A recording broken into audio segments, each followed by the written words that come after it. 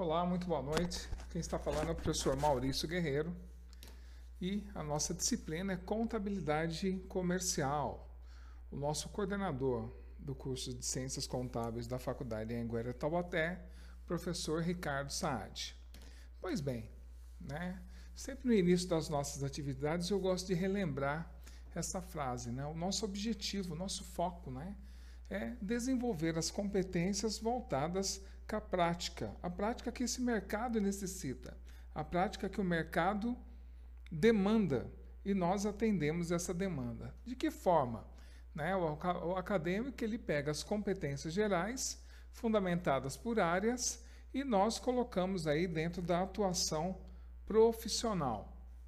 E temos uma ferramenta amplamente utilizada, ainda mais nos dias de hoje, que é o ambiente virtual de aprendizagem, o AVA, onde o acadêmico é inserido no contexto das ferramentas tecnológicas e de autonomia na aprendizagem.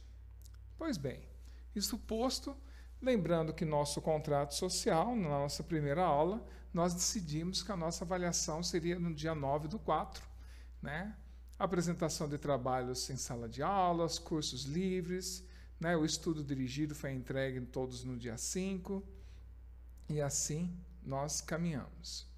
Sou o professor Maurício Guerreiro e vamos à nossa atividade no dia de hoje. Então, algumas questões estão permeando esse trabalho, como que modelo de negócio poderia se adequar mais às demandas dos empreendedores, quais aspectos legais estão envolvidos para a concretização do modelo de negócio a ser implementado. É possível formalizar enquadramento para esse tipo de negócio? Na última aula, nós falávamos sobre isso, exatamente sobre esse enquadramento. Como que poderia ser feito essa associação? Como poderia ser constituído essa empresa? De forma que nós temos uma empresa que ela é uma startup, está numa incubadora, é uma empresa pequena que está numa incubadora e que nós conseguimos, alguns empreendedores, inclusive um investidor anjo, conforme dito na aula passada. Foi marcada uma reunião com os empreendedores, os sócios que constituem a empresa, e ao término da reunião identificou-se algumas demandas necessárias, como seria a transição do período de 3 meses de operações incorridas com a estrutura da Built Indústria e Comércio Limitada, e se isso poderia gerar algum problema futuro para eles, ou para a Built, uma vez que todos os processos de emissão de notas fiscais, boletos e cobranças foram realizadas em nome da Built. Então, é uma fase de transição, Inclusive, essa fase de transição de 3 meses. Qual seria a melhor opção para o registro da atividade principal, considerando que eles são uma empresa startup na área de TI, Tecnologia da Informação, que vende produtos pela internet, com um modelo de negócios formatados de forma preliminar para comprar produtos diretamente da indústria, estocar em depósito próprio e entregar via correio aos seus clientes. Então, eles estão querendo formular e utilizar qual seria a melhor estratégia logística para isso. O sócio tem investidor anjo, que quer investir 100 mil no negócio. Como eles podem fazer, uma vez que essa pessoa não quer ter riscos nos negócios? Essa pessoa deve compor o contrato social? Existe alguma modalidade de empresa de que ela possa participar sem ser sócio? A aula passada a gente colocou essas necessidades, da empresa, e você, como consultor, deve responder todas essas perguntas. Nós sabemos que não existe uma receita para o bolo, Então, dessa forma, você, na qualidade de consultor, deverá elaborar um relatório identificando a forma adequada de transição entre a Built e a Betacream, o enquadramento da empresa em comercial ou comercial e serviços, os processos de abertura do negócio, bem como o enquadramento da atividade.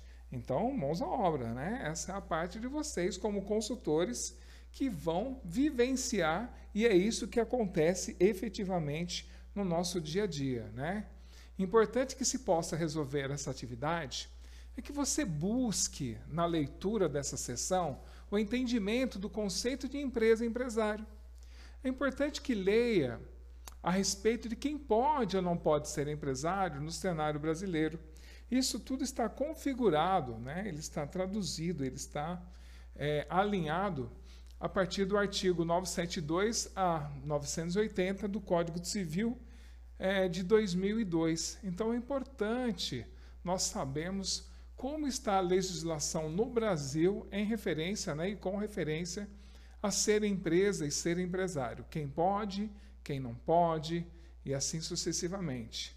Vamos lá, consultores? Desde já, não há uma solução única para essa situação-problema. Contudo, daremos adiante um norte a respeito do assunto, promovendo algumas considerações relevantes. Então, mediante aí algumas alternativas, né, nós percebemos que não existe realmente uma solução única. Nós temos várias estratégias, por isso que é importante, eu sempre falo na minha aula, que o contador ele é um analista, né? Ele faz uma análise e tira as melhores conclusões, né, do que o mercado oferece dentro da legislação pertinente naquele momento, né? Então, já na seção 1.2, ao passo que se estude a classificação das sociedades mercantis, inclusive foi tema de exercícios, né, para vocês fazerem e verificarem essa classificação, você entrará em contato com o aspecto relativo à constituição societária, né, a sua constituição, a sua formação, e a responsabilidade dos administradores, ambos sob a luz do Código Civil Brasileiro, que é ela que norteia, né, ela que nos direciona daquilo que podemos e não podemos fazer. Igualmente aos direitos e às obrigações inerentes aos sócios perante a sociedade, serão brevemente abordados. Por fim, ainda nessa sessão, daremos ênfase à importância da escrituração contábil das sociedades mercantis, né? Aquela situação de se fazer a escrituração. E veremos quão importante é para tais sociedades que existam registros contábeis regulares. Vamos lá?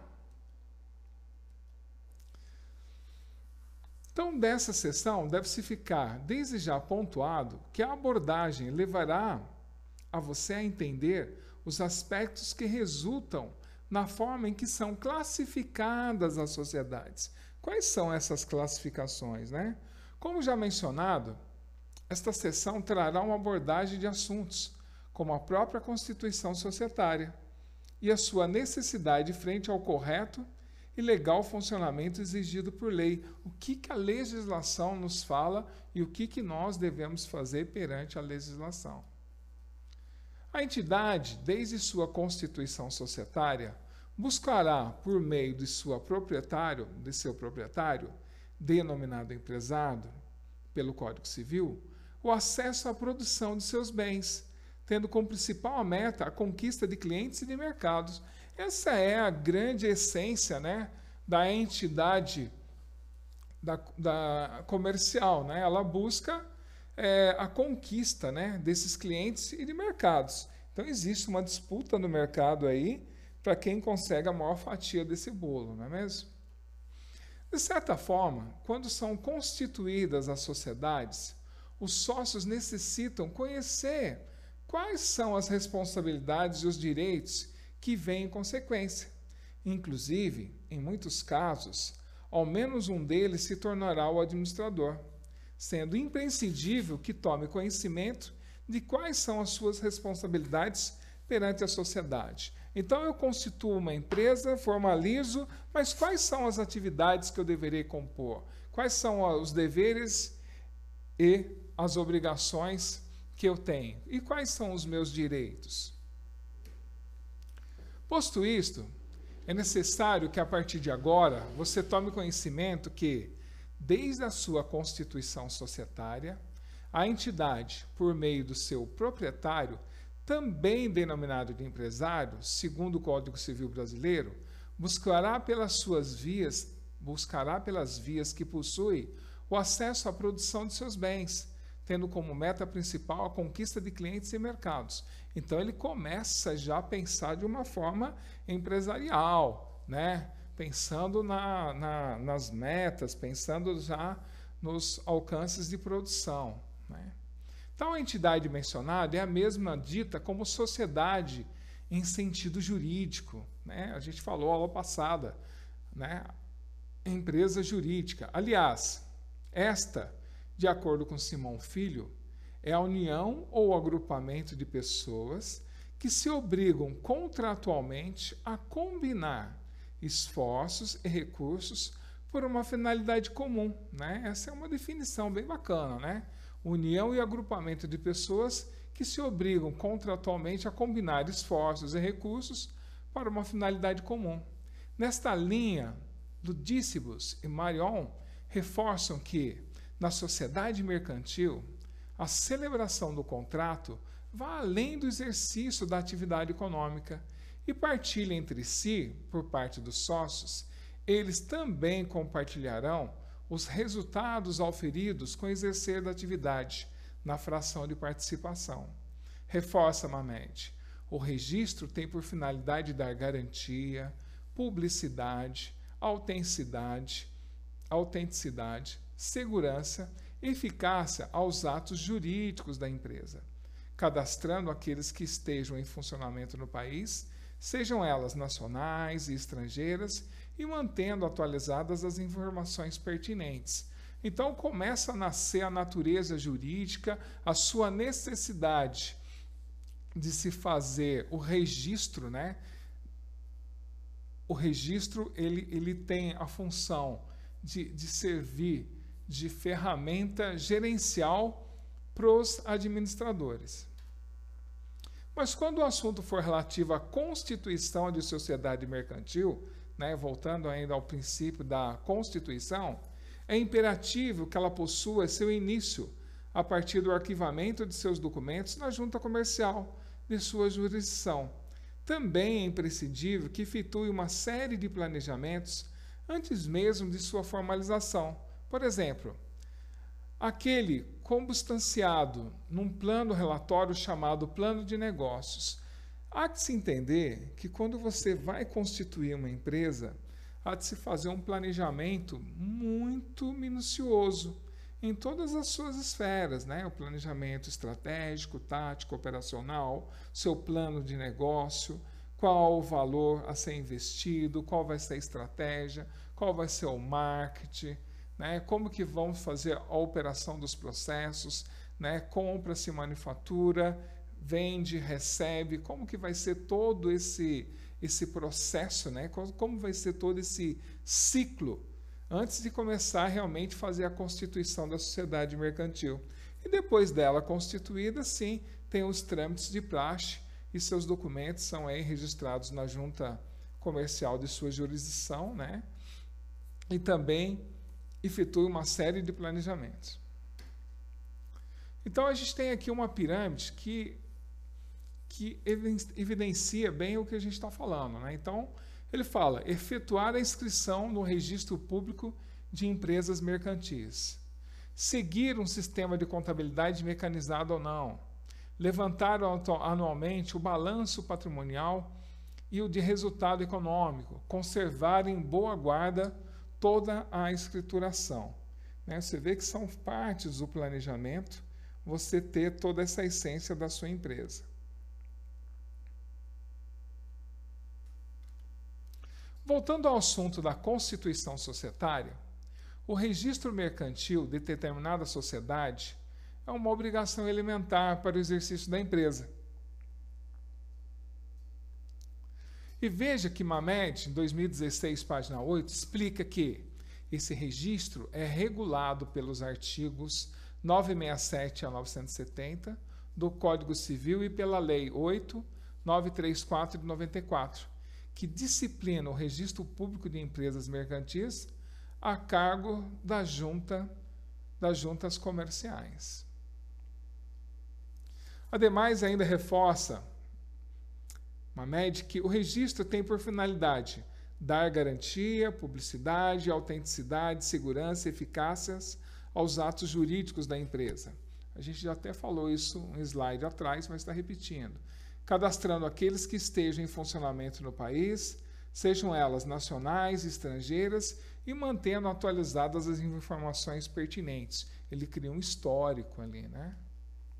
Simão Filho relata que a norma preconizada do artigo 967 do Código Civil existe no sentido de que é obrigatória a inscrição do empresário no registro das empresas da respectiva sede, antes do início de sua atividade. Refere-se à necessidade desse registro específico para fins de caracterizar a regularidade da atividade empreendida, uma vez que se você não fez o seu registro, você está trabalhando de forma irregular, passiva aí de sanções disciplinares. Tendo seu negócio sido desenvolvido numa incubadora, que foi o caso do nosso exemplo, né? Ele foi desenvolvido numa incubadora de empresas durante uma hackathon, uma maratona de programação, promovida pela Built Indústria e Comércio Limitado, empresa responsável pelos produtos vendidos com uma estrutura de marketplace, igual a gente falou na aula passada, né? De alta tecnologia, produtos de alta qualidade e preços arrasadores, além da exploração ativa de ações de marketing nas redes sociais para divulgação dos produtos. Os resultados não demoraram a aparecer, a gente falou isso na aula passada também, né?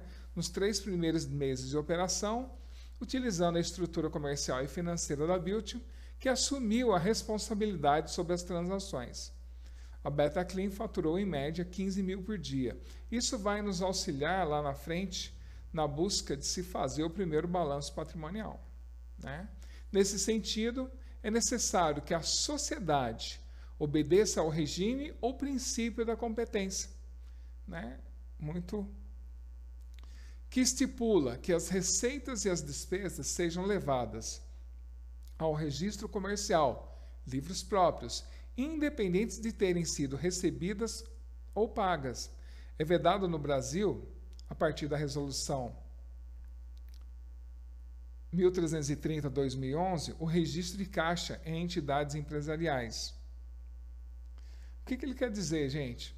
Que independente de ter recebido ou não, registra-se o fato, né?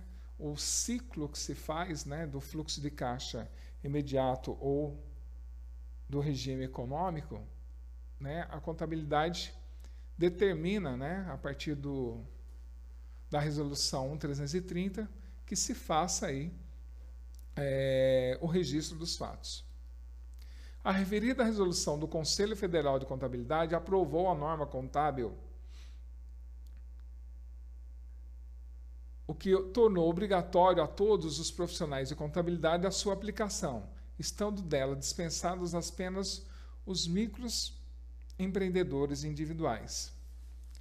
É uma tag, né, de 2000 que obriga a fazer o registro. Em que se pese tal obrigação mencionada aos administradores, esses devem atentar principalmente ao que relata o artigo 1011 da Lei 6.404 de 76. O administrador da sociedade deverá ter, no exercício de suas funções, o cuidado e a diligência que todo homem ativo e probo costuma empregar na administração de seus próprios negócios. Dentro desse pressuposto, todas as demais obrigações são consequências de sua incumbência perante a sociedade. São as atribuições que o administrador tem que ter de uma empresa devidamente legalizada, né? Veja que o artigo 1013 do Código Civil 2002 dispõe que a administração da sociedade, nada dispondo do contrato social, compete separadamente a cada um dos sócios. Então, cada um tem as suas responsabilidades.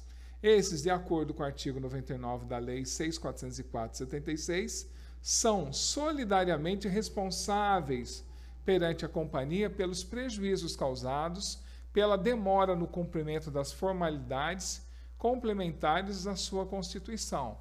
Forma a empresa, tem os meus sócios, esses sócios são solidariamente responsáveis se eu também obtiver prejuízos junto à empresa. Então, é os ônus e os bônus, né? Inclusive, eu coloquei aqui o que institui, né, o artigo 1013. Então, da sociedade personificada, né, 1013, a administração da sociedade, nada dispondo do contrato social, compete separadamente a cada um dos sócios.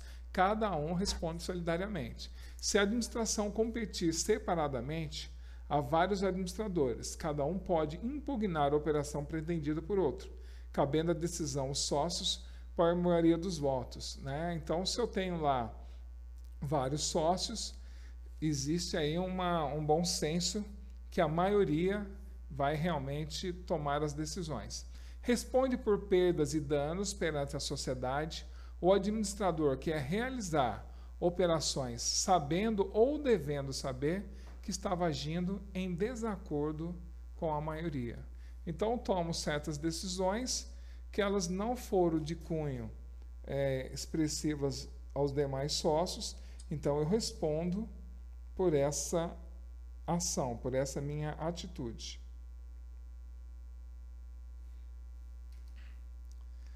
Administradores e sócios. É importante que fique bem determinado a diferença entre os sócios e os administradores.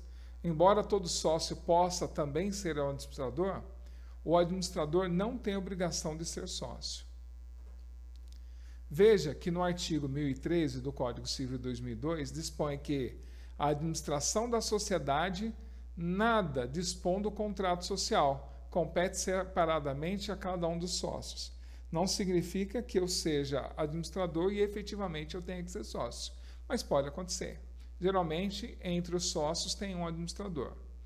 Esses, de acordo com o artigo 99 da Lei 6.404/76, são solidariamente responsáveis perante a companhia pelos prejuízos causados pela demora do cumprimento das formalidades complementares à sua Constituição, conforme a gente já havia dito lá atrás sobre esse artigo 99.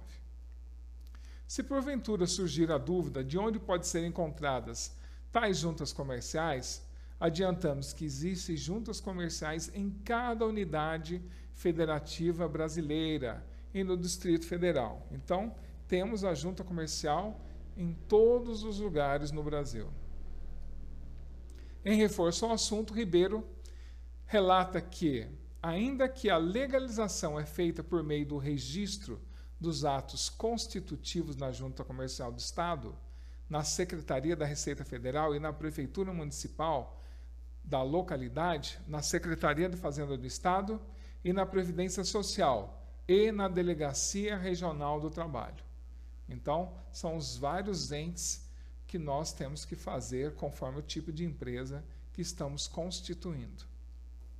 Há casos em que, de acordo com o ramo de atividade, algumas empresas comerciais, por exemplo, poderão estar sujeitas ainda a registro em outros órgãos para obtenção de alvarás, como é o caso daquelas empresas que fornecem alimentos e que precisam obter autorização das entidades sanitárias e do Corpo de Bombeiros. Ainda existem outras que precisam de autorização de entidade reguladora ambiental, que é o caso daquelas que produzem gases poluentes. Então, conforme o tipo de empresa, né, eu ainda vou ter que ter outras autorizações, né, como ele relata aqui, no caso do ramo alimentício, né, a vigilância sanitária tem que passar pelo local, inspecionar e aprovar esse local. É relevante enaltecer que o que antecede a abertura das sociedades é mais significativo do que os passos que sucedem em termos de registro e de seu próprio planejamento. A gente já falou um pouquinho lá atrás que é a importância de se fazer esse planejamento, né?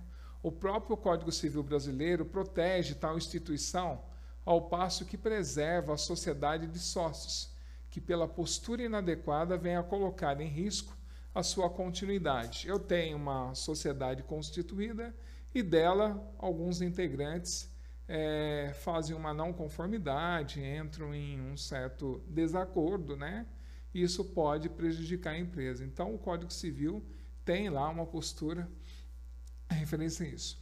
Perceba, estamos abordando o artigo 1085 do Código Civil, o qual explica que, quando a maioria dos sócios entender que um ou mais sócios estão pondo em risco a continuidade da empresa, em virtude de atos de inegável gravidade, poderá excluí-los da sociedade mediante alteração do contrato social, desde que prevista nesse a exclusão por justa causa.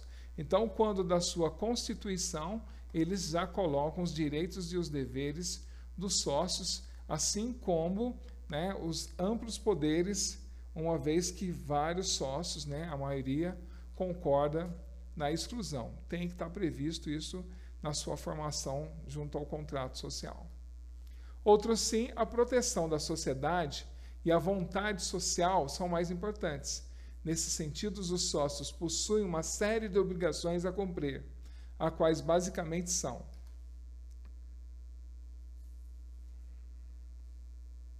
então, de acordo com o artigo 1001 do Código Civil, as obrigações dos sócios começam imediatamente com o contrato, se esse não fixar outra data, e terminam quando, liquidada a sociedade, se extinguem as responsabilidades sociais, né? Tais responsabilidades, se forem estudadas mais a fundo, dizem respeito também à integralização do capital, por dívidas tributárias, trabalhistas e etc. Mas os sócios também possuem direitos perante a sociedade, como participação nas deliberações sociais, fiscalização da gestão da empresa, participação dos resultados sociais, preferências na subscrição de aumentos de capital e também no direito de retirada da sociedade quando assim o quiser. A prática deixa evidente uma diversidade de utilidades de livros contábeis, de formas que Ludícios e Mário, com grandeza, pormenorizam, né? Os livros de escrituração têm várias finalidades. Um serve para registrar as compras, outros para registrar as vendas, controlar os estoques, os lucros ou prejuízos fiscais. Há livros que são registrados os empregados e outros em que se registram as atas das assembleias, como ocorre nas sociedades anônimas, as SAs. Dentre os livros mais usuais, temos o livro diário e o livro Razão Contábil. O diário é um livro obrigatório que apresenta de forma cronológica todos os fatos registrados na contabilidade de determinada sociedade. De acordo com Santos e Veiga, são feitos os lançamentos que consistem no registro individual de cada operação, ou seja, dos fatos que alteram o patrimônio quantitativa ou qualitativamente. A respeito do livro Razão, Santos e Veiga explicam que registra-se a movimentação de débito e crédito nas contas patrimoniais. O aspecto da cronologia é visto da mesma forma, só que no caso em questão, ao passo que o controle é por conta, pode-se facilmente entender a sequência em que todos os eventos ocorridos em determinada conta. Simão ressalta que cabe aos administradores a conservação em boa guarda de todo o universo de livros contábeis, bem como dos documentos correspondentes aos lançamentos e demais papéis concernentes à sua atividade. O Código Civil, no artigo 226, menciona que os registros efetuados na contabilidade provam contra as pessoas a que pertencem e, em seu favor, quando escriturados sem vícios. O referido texto da lei, de certa forma, enaltece a importância da escrituração contábil regular, atribuindo ao bom registro dos fatos elevado grau de importância. Nesse sentido, quais situações podem ser consideradas, segundo a lei, como cercadas de vícios que prejudicam a qualidade da informação da contabilidade? Pois bem, veja que o registro ele é um fato muito importante e ele não pode ter vícios, ele não pode ter erros, ele não pode ter dúvidas, né? Se a gente perceber, se o auditor perceber que tem alguma não conformidade, ele deixa de ser um documento tão importante para a concepção aí de várias situações que possam, inclusive, a justiça pedir. O administrador é aquele que é preposto de um proprietário na condução dos negócios de determinada empresa, tendo como obrigação gerenciar ou administrar a atividade empresarial. Por sua vez, os sócios são aqueles que possuem cota ou participação na sociedade e que possuem direitos e deveres, de acordo com o contrato social. Então é muito importante a gente distinguir essa situação do administrador e do sócio. Tudo bem? Conseguimos ver a importância de alguns pontos para uma sociedade mercantil e para como ela deve funcionar, de acordo com algumas prioridades. Entender o peso que o registro contábil tem nesse meio e conhecer as diferenças entre o sócio e o administrador. Eu espero que vocês tenham gostado e espero vocês na próxima aula. Muito obrigado, boa noite.